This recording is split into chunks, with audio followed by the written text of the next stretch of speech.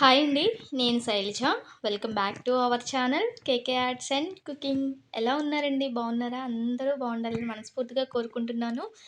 ఈరోజు మన వీడియో వచ్చేసి పెసరపప్పు పాయసం అండి.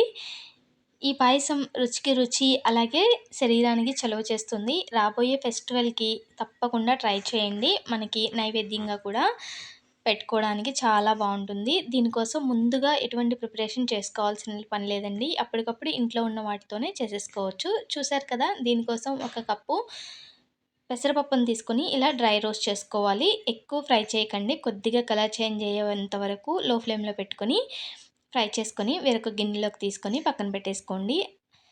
ఇప్పుడు ఆ పెసరపప్పులో కొద్దిగా వాటర్ వేసుకొని 2 సార్లు వాష్ చేసేసుకోవాలి. ఎటువంటి డస్ట్ ఉన్నా గానీ క్లీన్ అయిపోతుందండి. ముందుగా మనం వాష్ చేయలేదు కాబట్టి ఇప్పుడు 2 సార్లు వాష్ చేసుకొని మరలా పప్పు మునిగేంత వరకు వాటర్ వేసుకొని పక్కన పెట్టేసుకోండి. ఒక 5-10 నిమిషాలు నానిపోతుంది. ఈలోపు మనం మిగతా ప్రాసెస్ చూసుకుందాం. మరలా స్టవ్ మీద పాన్ పెట్టేసుకొని ఒక 2 టేబుల్ స్పూన్ల వరకు నెయ్యిని యాడ్ చేసుకోవాలి. దానిలోనే జీడిపప్పు అలాగే ఎండు కొబ్బరి ముక్కలు యాడ్ చేసుకోవాలండి. ఎండు కొబ్బరి ముక్కలు ఈ పాయసానికి మంచి రుచినైతే ఇస్తాయి. తప్పకుండా స్కిప్ చేయకుండా వేసుకోండి.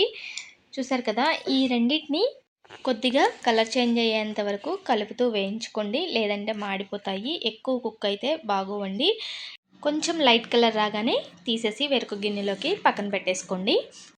అదే ప్యాన్‌ని స్టవ్ మీద పెట్టేసుకొని ముందుగా పెసరపప్పు కొలుచుకున్నాం కదండీ! అదే కప్పుతో 3 కప్పుల వరకు పాలని వేసుకుంటున్నాను.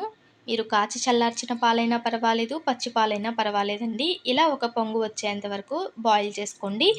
ఇప్పుడు ముందుగా మనం నానబెట్టి పక్కన పెట్టుకున్నాం కదా! ఆ పప్పుని నీళ్ళతో పాటు పాలల్లో వేసేసుకోవాలి. ఈ పాలల్లో ఈ పెసరపప్పుని ఉడికించాలండి. పెసరపప్పుని పాలల్లో ఉడికించుకోవటం వల్ల ఈ పాయసానికి మరింత టేస్ట్ అయితే వస్తుందండి.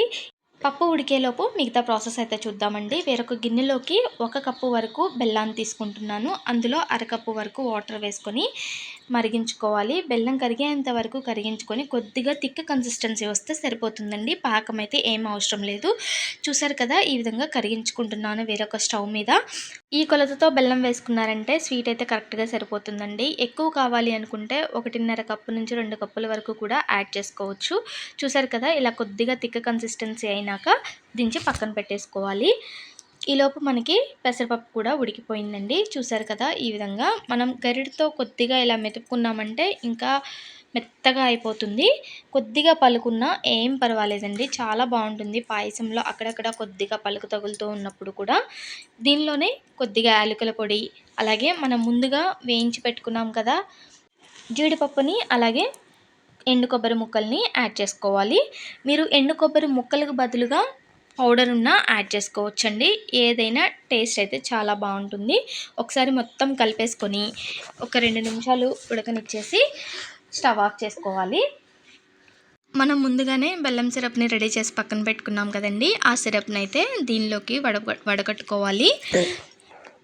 మీరు డైరెక్ట్‌గా బెల్లమైనా యాడ్ చేసుకోవచ్చండి. ఒక్కొక్కసారి మనం బెల్లం యాడ్ చేసినప్పుడు పాలు విరిగిపోయే ఛాన్స్ ఉంటుంది కదా! అందుకని ఈ విధంగా ట్రై చేయండి. పాలు విరగకుండా చాలా బావుంటుంది. మనకి ఈ పాయసం వచ్చేసరికి లిక్విడ్ కన్సిస్టెన్సీలోనే ఉండాలండి. వేడిగా ఉన్నప్పుడు చల్లారిన తర్వాత కొద్దిగా థిక్ కన్సిస్టెన్సీ అయితే ఫామ్ అవుతుంది. అందుకని ఈ మాత్రం లిక్విడ్ కన్సిస్టెన్సీ అయితే మెయింటైన్ చేసుకోండి. చాలా బావుంటుంది. వేడిగా తిన్నా గానీ, ఆరిపోయాక తిన్నా గానీ చాలా బావుంటుందండి టేస్ట్ అయితే. తప్పకుండా ఈ ఉగాదికి ట్రై చేసి మీకెలా వచ్చిందో నాతో కామెంట్‌లో అయితే షేర్ చేయండి. అంతేనండి, మన పెసరపప్పు పాయసం అయితే రెడీ అయిపోయింది. వేడివేడిగా అయినా, కూల్‌గా అయినా సర్వ్ చేసేయొచ్చు. ఒంటికి చాలా చలువ చేస్తుంది ఈ వేసవికాలం. తప్పకుండా ట్రై చేయండి. చూసారు కదా! ఇదండి ఈరోజు వీడియో. నచ్చినట్లయితే లైక్ చేయండి, షేర్ చేయండి. మీ ఫ్రెండ్స్ అండ్ రిలేటివ్స్‌కి తప్పకుండా చేసి పెట్టండి. మరో మంచి వీడియోతో మళ్ళీ కలుద్దాం. అలాగే మీరు మన ఛానల్‌ని ఫస్ట్ టైం చూస్తున్నట్లయితే తప్పకుండా సబ్స్క్రైబ్ చేసుకోండి. Thank you for watching.